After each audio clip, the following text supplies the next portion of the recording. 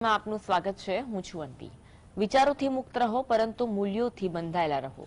આજના સુવિચાર સાથે ચાલો શરૂ કરીએ ભાગ્ય દર્પણ।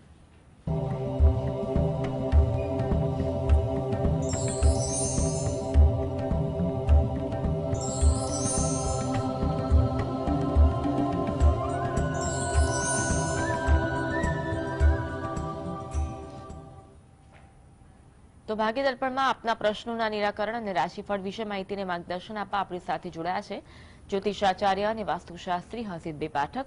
સ્વાગત છે હસીબભાઈ કાર્યક્રમમાં। નમસ્કાર। નમસ્કાર। સૌથી પહેલા આજનું પંચાંગ શું કહે છે તે જણાવશો। હા, આજના દિવસની શુભ શરૂઆત કરીએ પંચાંગની જાણકારીથી। પંચાંગ એટલે 5 અંગ।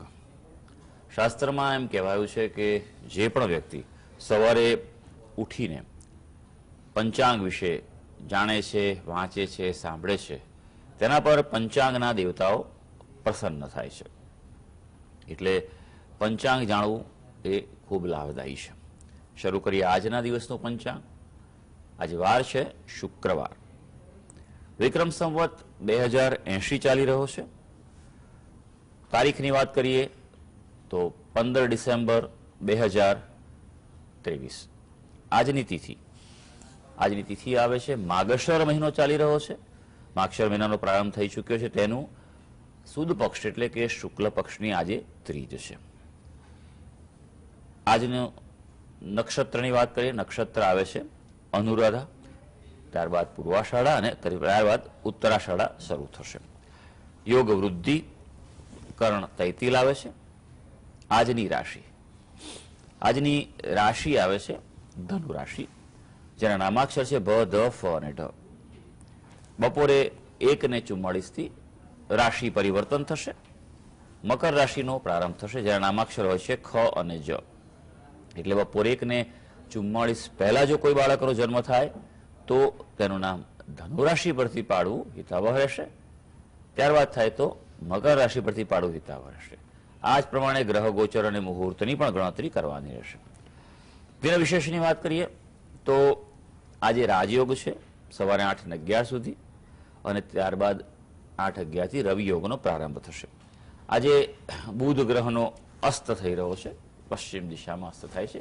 જ્યારે પણ કોઈ ગ્રહ જે છે તે સૂર્યની નજીક આવે છે ત્યારે તેનો અસ્ત થતો હોય છે, એટલે પોતાનું બળ છે એ તે ગુમાવી દેતા હોય છે, એકદમ નહિવત બળ થઈ જતું હોય છે। જી, આ સાથે આજની વાસ્તુ ટીપ શું છે તે પણ જણાવશો। હા, વાસ્તુ ટીપમાં આપણે વિશેષ વાત કરી રહ્યા છીએ કે દિશાઓના દોષની અસર। વાસ્તુશાસ્ત્ર એ ઉર્જાનું શાસ્ત્ર છે, એટલે દિશાઓ અને તત્વો આના સંયોજનથી અને વિવિધ ઉર્જાઓ જે છે, જમીનની ઉર્જાઓ અને અન્ય ઉર્જાઓ જે છે, તેનું સંયોજનનું શાસ્ત્ર એટલે વાસ્તુશાસ્ત્ર છે। તો દિશાઓનું ખૂબ મહત્વ છે, કારણ કે દિશાઓ જે છે તે બની છે અલગ અલગ તત્વોના। ત્યાં અલગ અલગ તત્વોનું સ્થાન છે અને ત્યાં ગ્રહોનું પણ સ્થાન છે। આજે આપણે વાત કરવા જઈ રહ્યા છે નૈઋત્ય દિશા। નૈઋત્ય દિશા એટલે પશ્ચિમ અને દક્ષિણની વચ્ચે આવેલી છે, જેનું ખૂબ મહત્વ ગણાય છે। સ્થિરતા માટે આ દિશાનું ખૂબ મહત્વ છે। ઉપરાંત આ દિશાનો સ્વામી જે છે તે રાહુ ગ્રહ છે। હવે રાહુ નામ સાંભળીએ એટલે જ આપણા મનમાં કંઈક ચિંતા ઊભી થાય, પણ એવું નથી। રાહુ જો રીઝે તો ન્યાલ કરી દે, એવું પણ રાહુનું ફળ છે। એટલે ખાસ કરીને આ દિશામાં વજન રાખવું જોઈએ। આ દિશામાં ઘરના મુખ્ય વ્યક્તિનો બેડરૂમ હોવો જોઈએ, સુવાની વ્યવસ્થા ત્યાં હોવી જોઈએ। આ દિશામાં જો દોષ હોય તો જીવનમાં પરિવારમાં તકલીફો આવે છે, અસમયે મોતની ઘટના બનતી હોય છે। ઉપરાંત અકારણ નકારાત્મક ઉર્જાઓ જે છે, આપણે જેને કહીએ નેગેટિવ એનર્જી, એવા અસ્તિત્વ છે, તેની અસર પણ ક્યારેક જોવા મળતી હોય છે। ઊંઘ આવવામાં ડિસ્ટર્બ રહેતું હોય છે, મનની અશાંતિ, તણાવ રહેતો હોય છે। ખાસ કરીને મસ્તિષ્કના દર્દો, મગજના અને ચામડીના દર્દો થવાની સંભાવના છે તે ખૂબ વધેલી જોવા મળતી હોય છે। એટલે આ જગ્યા જે છે ત્યાં ક્યારેક ખાડો ન હોવો જોઈએ, નીચાણ ન હોવું જોઈએ અને ત્યાં અંડરગ્રાઉન્ડ ટાંકી ન હોવી જોઈએ। વાત કરીશું રાશિફળની। પ્રથમ ત્રણ રાશિ મેષ, વૃષભ અને મિથુન, આ રાશિના જાતકોનો આજનો દિવસ કેવો રહેશે? હા, શરૂ કરીએ આજના દિવસનું રાશિ ભવિષ્ય। સૌથી પહેલી રાશિ આવે છે મેષ રાશિ. ભાઈ મેષ રાશિના જાતકો માટે થોડુંક આજે ધ્યાન રાખવાનું છે કે આજે થોડી અશક્તિનો અનુભવ થાય તેવું બને. સિઝનલ ઇફેક્ટ તમારા પર થાય. તેમ છતાં જો કે તમે કામકાજ પર પૂરું ધ્યાન આપી શકશો. હા, આજે એક વાત છે કે તમે તમારા પિતાની સલાહ લેશો, માર્ગદર્શન લેશો તો આજે તમને લાભ થઈ શકશે. હવે વૃષભ રાશિ. વૃષભ રાશિના જાતકોના નામાક્ષર હોય છે બ અને ઉ. આજે ધ્યાન રાખવાનું છે તમારા કુટુંબીજનો સાથે કોઈ ગેરસમજ ના થાય તેનું. બિનજરૂરી વાતનું વતેસર થઈ જાય તેવું બને, માટે ધ્યાન રાખજો. નહીં તો તમારો વાંક હોય કે ના હોય, તમારા પર આરોપ મુકાય, તમે આરોપોના શિકાર બનો તેવું બની શકે. હા, આજે ધાર્મિકતામાં વધારો થાય તેવું છે, એટલે આજે પૂજા ઉપાસના પર થોડું વિશેષ ધ્યાન આપી દેજો. હવે મિથુન રાશિ. મિથુન રાશિના જાતકોના નામાક્ષર છે ક, છ અને ઘ. આજે કાર્ય પૂરા થઈ રહ્યા છે, પણ એકાગ્રતાથી તમારા અગત્યના કાર્ય પૂરા, એટલે ફોકસ રાખજો. તમે આડું અડું ધ્યાન ન રાખતા અગત્યના કાર્ય પર ફોકસ રાખવાનું. એમ કહેવાય ને અર્જુનની આંખ જેવું, કે અર્જુને આંખ જ જોઈને તીર માર્યું હતું. આજે થોડો મનોરંજનમાં પણ સમય પસાર થાય તેવો છે, અને વારસાના કોઈ પ્રશ્નો હશે તમારા તો તે ઉકેલ તરફ આગળ વધી શકશે. જી હસીદભાઈ, આગળ પણ આપ જોડાયેલા રહેજો, આગળ પણ આપનું માર્ગદર્શન મેળવીશું. હસીદભાઈ કોલર જોડાયા છે નીતિનભાઈ.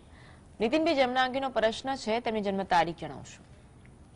23/8/89. જન્મ સમય કયો છે? સાંજના 7:30 વાગે. અને જન્મ સ્થળ? જનસ્થળ યુપી. પ્રશ્ન કયો છે? મારે મકાન લેવું છે અને વાત ચાલે છે અને ડીલ ફાઇનલ થઈ ગઈ છે, બટ થોડી અડચણો આવે છે. ઘણા 2 મહિનાથી અને એ અટકે છે. મકાન તમારા નામ પર લીધું છે ભાઈ? હા, મારા નામે જ. હાજી હાજી. એટલે શું અડચણો શું આવે છે ભાઈ?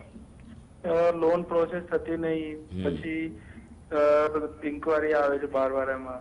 ઓકે. નવું મકાન છે, જૂનું મકાન છે? જૂનું મકાન છે. હા હા, બરોબર છે. સારું સર. વાસ્તુ ચેક કરાવ્યું પેલા ભાઈ? હા, વાસ્તુ ચેક કરાયું. એમાં વાસ્તુ જે શાસ્ત્રી જોડે ચેક કરાયું હતું, એમને બોલું કે વાંધો નથી, પ્રોબ્લેમ નથી. અચ્છા અચ્છા, સારું. એન્ટ્રી કઈ છે તમારી? શું સર?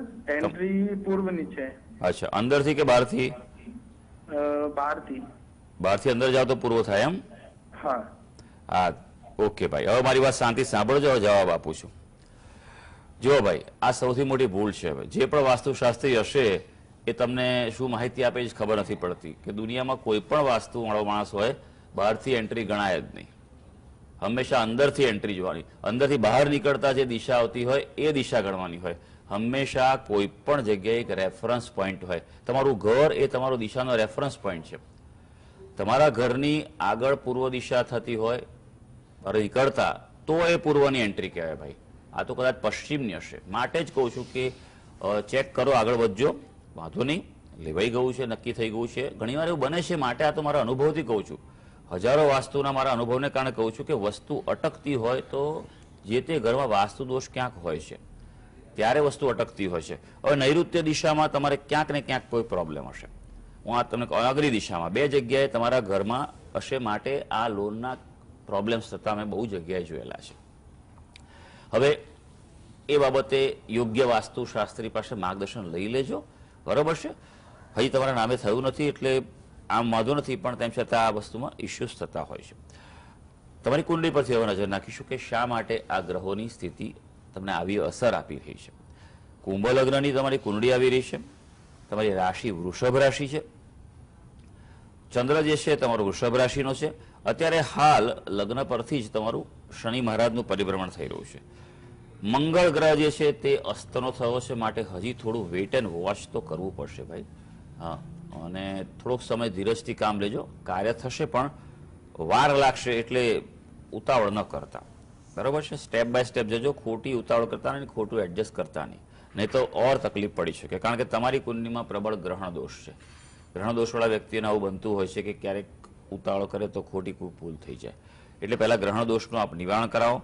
બીજું કે ચંદ્રના જપ કરો, શિવજીની ઉપાસના કરો, શિવજીને પ્રાર્થના કરો અને તમારા કુળદેવીને પ્રાર્થના કરો, તો આવનારા 1-2 મહિનામાં અનુકૂળતા તમારી થઈ શકશે. વાત કરીએ છીએ રાશિફળની અને 3 રાશિ કર્ક, સિંહ અને કન્યા. આ રાશિના જાતકોનો આજનો દિવસ કેવો રહેશે? હા, હવે કર્ક રાશિની વાત કરીશું. એ કર્ક રાશિના જાતકોના નામાક્ષર હોય છે ડ અને હ. આજે આવક માટે અન્ય તકો મળી શકે તેવો દિવસ છે. અંગત જીવનમાં પણ સુધારો થવા જઈ રહ્યો છે. આજે દૂરના વ્યક્તિઓથી લાભના સંજોગો છે, માટે દૂરના વ્યક્તિ સાથે કનેક્ટ કરજો, વાત કરજો, ચર્ચા કરજો, કોઈને કોઈ રીતે તમારા સંપર્કો વધારજો. હવે સિંહ રાશિ. સિંહ રાશિના જાતકોના નામાક્ષર હોય છે મ અને ટ. તમારા રોજિંદા કાર્યમાં આજે બંધન જેવું લાગે, ક્યાંક અવરોધ છે, ક્યાંક ધાર્યા સમય કામ થતું નથી તેવું બની શકે. કાર્યક્ષેત્રમાં આજે વિલંબ સર્જાય તેવું બને, માટે સમયનું અને ઉર્જાનું બંનેનું આગોતરું આયોજન કરી રાખજો. આજે ખાસ તમને સલાહ છે કે દેવું ન કરતા કોઈ પણ સંજોગોમાં કોઈની પાસે પૈસા ઉધાર લેવાના હોય, લોનનું લેવાનું હોય તો એકાદ બે દિવસ જવા દેજો, યોગ્ય મુહૂર્તમાં એ નિર્ણય લઈ શકાશે. હવે કન્યા રાશિ. કન્યા રાશિના જાતકોના નામાક્ષર હોય છે પ, ઠ અને અણ. કુટુંબમાં મતભેદો રહેવાની શક્યતા છે, માટે થોડુંક સમજાવટથી આજે કામ લેવું પડશે અને તેની અસર તમારા મન પર પડે, મનમાં વ્યગ્રતા અનુભવાય, તણાવ રહી શકે તેવું છે. હા, વિદ્યાભ્યાસમાં અનુકૂળતા છે, વિદ્યાર્થીઓ માટે આજનો દિવસ સારો રહેશે. વાત કરીશું તુલા, વૃશ્ચિક, ધન. આ રાશિના જાતકોનો આજનો દિવસ કેવો રહેશે? તુલા રાશિની વાત કરીએ. તુલા રાશિના વ્યક્તિઓના નામાક્ષર હોય છે ર અને ત હોય.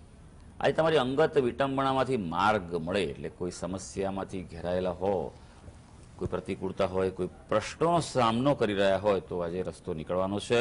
અધૂરા કાર્યો, અટકેલા કાર્યો હોય તો તે પૂરા થઈ શકે એવું છે. આજે ઓવરઓલ ક્યાંક ને ક્યાંક કોઈને રીતે તમને દિવસમાં ખુશીનો અનુભવ થવા જઈ રહ્યો છે. હવે વાત કરીશું વૃશ્ચિક રાશિની. વૃશ્ચિક રાશિના જાતકોના નામાક્ષર હોય છે ન અને ય. આજે પારિવારિક ચિંતામાં વધારો થાય તેવો દિવસ છે. પરિવારમાં ક્યાંક ને ક્યાંક વ્યસ્તતા પણ રહી શકે તેવું છે. કાર્યમાં થોડી પ્રતિકૂળતાનો સામનો કરવો પડે, ધાર્યા પ્રમાણે ન થાય માટે થોડીક એક્સ્ટ્રા તૈયારી રાખવી પડશે. આજે વાહન સુખ સારું રહેશે. હવે વાત કરીએ ધનુ રાશિ. ધનુ રાશિના જાતકોના નામાક્ષર હોય છે બ, દ, ફ અને ઢ.